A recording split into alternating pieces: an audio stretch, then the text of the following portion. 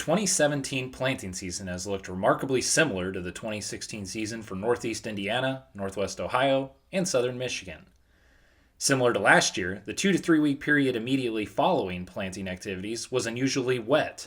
However, 2017 also decided to add unseasonably cool weather to go along with those wet conditions. Soil temperatures that had warmed to the mid 60s range during the week of planting activities fell drastically back down to the high 40s to low 50s range during that 3 week period immediately following.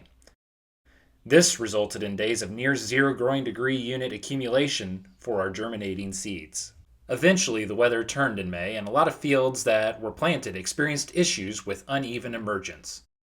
With more rain projected in the 5-day outlook, it is possible that planters will not be able to get back into the fields before the last few days of May or start of June.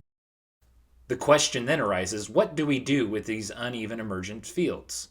After consulting the Purdue Field Guide table that demonstrates expected yield in accordance to planting date and population ranges, we have approached that critical breaking point where it's likely more productive to keep our existing stands rather than tear fields up and replant.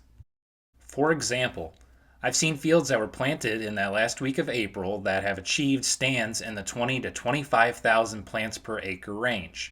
Now, consulting our chart, we see that those stands still likely give us the probability of getting yields in the 92 percentile or above of our expected yield.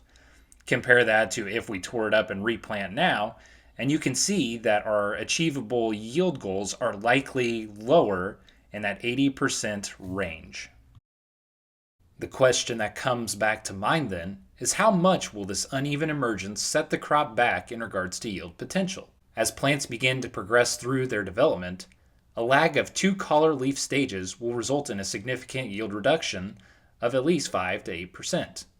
Plants closer to a 4-leaf growth stage difference will increase that reduction in yield by 10% or more, as well as result in a higher probability for stunted ears or complete lack of ear development on those spindly looking plants. It'll be important then to make sure that we don't add any more competition out there for what is already going on. Therefore, it is vital that weed control is achieved, otherwise we're adding in another source of competition for light, water, and nutrients that could significantly lower our overall yield potential even more than it already is.